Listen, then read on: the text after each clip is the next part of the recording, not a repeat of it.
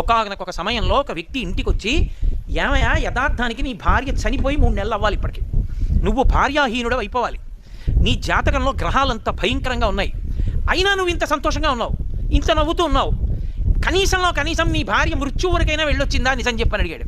వెళ్ళొచ్చింది, నిజమే, యథార్థమే. ఆమె వెళ్ళిపోతోందని కూడా తెలియదు ఈయనకి. మృత్యువు దగ్గరికి వెళ్ళిపోయి వెనక్కి వచ్చేసింది ఆవిడ. అదృష్టం. ఆవిడ వెళ్ళిపోయిందన్న విషయం ఆవిడికి తెలియదు, ఆవిడ వెళ్ళిపోయిందన్న విషయం ఈవిడికి తెలియదు, ఈయనకి తెలియదు. రక్షింపబడ్డాడు. ఎవరో నేను చెప్పను, ఎందుకో చెప్పేస్తాను మీకు. ఆవిడికి షుగర్ వచ్చిందన్న విషయం ఆయనకి తెలియదు, ఆవిడికి తెలియదు, వాళ్ళిద్దరికీ షుగర్ గురించి తెలియదు. తెలియకపోవడం వల్ల నీరసంగా ఉంటోందని ఆయన ఇంకా గ్లూకోజు పళ్ళు పట్టుకొచ్చేవాడు ప్రేమతో. ఆవిడ ఇంకా గ్లూకోజ్ కలుపు తాగేస్తుండేది, పళ్ళు ఇంకా తినేసి పళ్ళ రసాలు తాగేసింది. 2, 3, 4, 5 దగ్గరికి వెళ్ళిపోయింది షుగర్.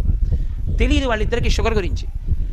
అసలు ఇవాళ నాకు కాళ్ళు కదలటం లేదండి, చేతులు కదలటం లేదండి, అసలు ఏమిటో నాకు పట్టివ్వట్లేదు, పటకారా వంట చేయలేనంది ఆవిడ.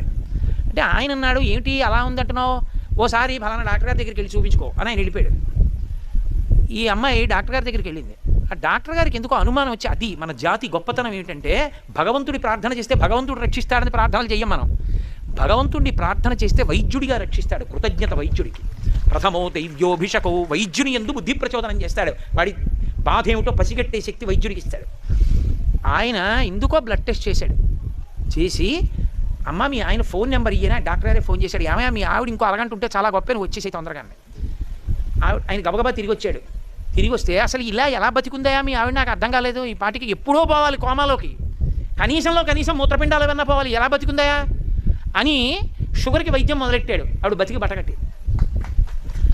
ఓ రోజు రాత్రి 8:30కో జ్యోతిష్కుడు వచ్చి ఆయన జాతక చక్రం పట్టుకుని అడిగాడు, ఈ భార్య చచ్చిపోవాలి ఎలా బతికిందని. నేను మీకు యథార్థం చెప్తాను, ఆయన బలం ఏమిటో తెలుసా? ఆయన దక్షిణామూర్తి స్తోత్రం ఉపాసన చేశాడు. రోజు దక్షిణామూర్తి స్తోత్రం చదవడం ఆయనకు అలవాటు. అది గురుగ్రహాన్ని ఛార్జ్ చేసేసింది. గురుడు శక్తివంతుడై కూర్చున్నాడు జాతకంలో.